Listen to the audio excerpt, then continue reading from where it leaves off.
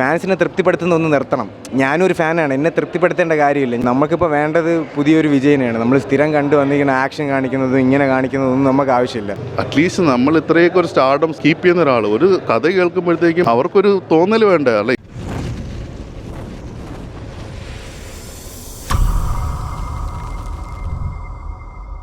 പടം വന്നിട്ട് കുറേ കുഴപ്പമൊന്നുമില്ല, നല്ല മേക്കിംഗ് സ്റ്റോറിയൊക്കെയാണ്. പക്ഷേ പ്രശ്നം എന്താണെന്ന് വെച്ച് കഴിഞ്ഞാൽ കുറേ അൺവാണ്ടഡ് സീൻസൊക്കെ ഉണ്ട്, അൺവാണ്ടഡ് റെഫറൻസും കാര്യങ്ങളൊക്കെ ഉണ്ട്. അതിൻ്റെ ഒന്നും ആവശ്യമില്ലായിരുന്നു. കാരണം ഞാൻ വന്നിട്ട് ചെറിയ കൊച്ചായിരുന്നപ്പോൾ തൊട്ട് വിജയ് ഫാനാണ്, ഇപ്പോഴും അങ്ങനെയാണ്. പക്ഷേ ഈ ലാസ്റ്റ് ഇനി ഒരു പടവും കൂടെ ഉള്ളൂ. അപ്പോൾ ഇപ്പോഴും ഫാൻസിനെ തൃപ്തിപ്പെടുത്താനായിട്ട് ഒന്നും ചെയ്യേണ്ട കാര്യമില്ല. പുള്ളിക്ക് വ്യത്യസ്തമായിട്ട് എന്ത് വേണേൽ ചെയ്യാൻ. ഡയറക്ടറിനെ ഞാൻ പറയത്തുള്ളൂ. കാരണം മങ്കാത്തേക്ക് അയാൾ നല്ലപോലെ എടുത്തിട്ട് നമ്മളെ കാര്യം വരുമ്പോൾ മാത്രം യുവൻ ശങ്കർ രാജ ആണെങ്കിലും പാട്ടൊക്കെ വളരെ നല്ല അഭിപ്രായമൊന്നും അല്ല എനിക്ക്. പിന്നെ ഇപ്പോൾ റീവർക്ക് ചെയ്തെന്ന് തോന്നുന്നു പടത്തിൽ, അതുകൊണ്ട് BGM ഒക്കെ കുറച്ച് കൊള്ളായിരുന്നു. പക്ഷേ കുറേ അൺവാണ്ടഡ് ആയിട്ടുള്ള റെഫറൻസ് ഒക്കെ ഉണ്ടായിരുന്നു. അതിൻ്റെ ഒന്നും ഒരു ആവശ്യമില്ലായിരുന്നു പടത്തിൽ. അതായത് പിന്നെ ക്യാപ്റ്റനെയൊക്കെ കൊണ്ടുവന്ന സീൻ ഞാൻ സ്പോയിലറായിട്ട് പറയുന്നതല്ല, പക്ഷേ ക്യാപ്റ്റനെയൊക്കെ കൊണ്ടുവന്ന സീനിൻ്റെ ഒന്നും ആവശ്യമില്ലായിരുന്നു. കാരണം നമുക്കിപ്പോൾ വേണ്ടത് പുതിയൊരു വിജയനെയാണ്. നമ്മൾ സ്ഥിരം കണ്ടു വന്നിരിക്കുന്ന ആക്ഷൻ കാണിക്കുന്നതും ഇങ്ങനെ കാണിക്കുന്നതൊന്നും നമുക്ക് ആവശ്യമില്ല. നമുക്കൊരു ഇതുവരെ കാണാത്ത രീതിയിലുള്ള ഒരു പുതിയ എക്സ്പീരിയൻസ് ആണ് വേണ്ടത്. ഇപ്പോൾ വില്ലൻ ക്യാരക്ടറൊക്കെ കൊള്ളായിരുന്നു. പക്ഷേ പ്രശ്നം എന്തെന്ന് വെച്ച് കഴിഞ്ഞാൽ ചെറിയ ഗ്രാഫിക്സൊക്കെ വന്നിട്ട് യങ്ങസ്റ്റ് വിജയുടെ ഒരു ക്യാരക്ടർ ഉണ്ടായിരുന്നു, അത് ഗ്രാഫിക്സ് അത്ര പോരായിരുന്നു. അങ്ങനെ കുറച്ച് അൺവാണ്ടഡ് കാര്യങ്ങളൊക്കെ ഒഴിവായി കഴിഞ്ഞാൽ പടം വേറെ കുഴപ്പമില്ല. നല്ല മേക്കിംഗ് ആണ്, നല്ല സ്റ്റോറിയൊക്കെയാണ്. ഫാൻസിനെ തൃപ്തിപ്പെടുത്തുന്ന ഒന്ന് നിർത്തണം.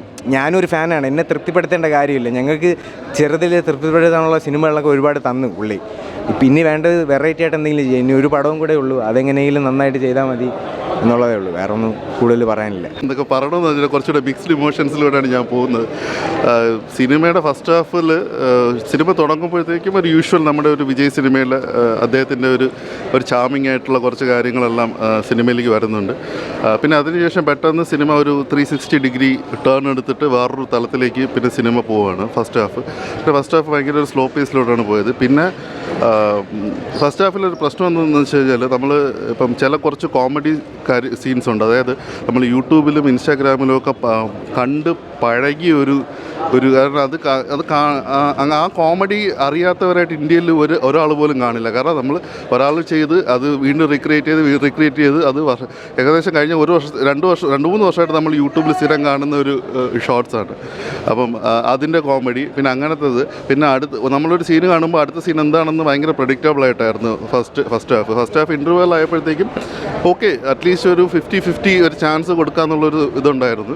പക്ഷേ ഫസ്റ്റ് ഹാഫ് കഴിഞ്ഞ് ഇൻ്റർവെല്ലിൻ്റെ പഞ്ച് ഒരു സംഭവം കാണിക്കുന്നുണ്ട്. അപ്പം അത് കാണുമ്പോഴത്തേക്ക് അറ്റ്ലീസ്റ്റ് ഒരു പ്രതീക്ഷ ഉണ്ടായിരുന്നു സെക്കൻഡ് ഹാഫിലേക്ക് വേണ്ടിയിട്ട്. പക്ഷേ സെക്കൻഡ് ഹാഫ് തുടങ്ങി പിന്നെ വീണ്ടും ആ ഒരു മീൻസ് ഓൺ സൈഡായിട്ട് കുറച്ച് കാര്യങ്ങൾ പോയി.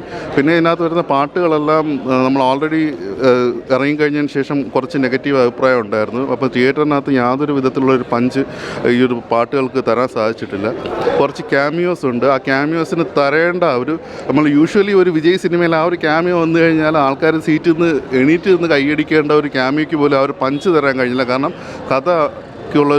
ഒരു കഥ ഒരു വീക്ക് പോയിന്റിലൂടെയാണ് കടന്നു പോകുന്നത്. അപ്പോൾ അത് ഒരു പ്രശ്നമായിട്ട് തോന്നി.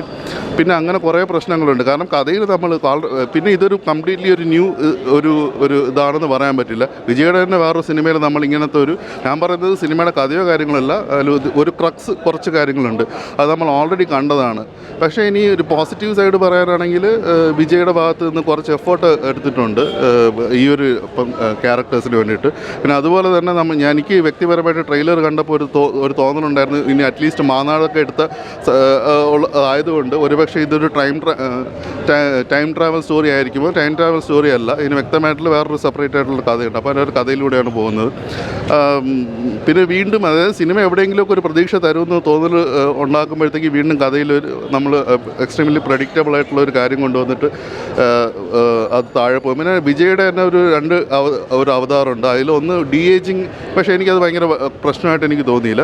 പക്ഷെ അതിൽ വേറൊരു യങ്ങർ വെർഷനും കാണിക്കുമ്പോൾ മാത്രമേ കുറച്ച് ഇതുള്ളൂ. കാരണം അത് ഐ മൂവ്മെൻ്റൊക്കെ ഒരു കറക്റ്റ് നമ്മൾ എവിടെയാണോ നോക്കുന്ന ഒരു രീതിയിൽ അങ്ങനെ ചെറിയൊരു പ്രശ്നമുള്ളതായിട്ട് തോന്നി. അങ്ങനെ കുറേ പ്രശ്നങ്ങൾ അങ്ങനെ കുറേ ഉണ്ട് പറയാനാണെങ്കിൽ. പക്ഷേ അതോടൊപ്പം നിങ്ങളൊരു വിജയ് ഫാനാണെങ്കിൽ തീർച്ചയായും ഒരു വിജയ് ഫാൻ എന്ന രീതിയിൽ തൃപ്തിപ്പെടുത്താനുള്ള കുറേ എലമെൻറ്റ്സ് ഒരു സിനിമയിൽ ഉടനീളമുണ്ട്.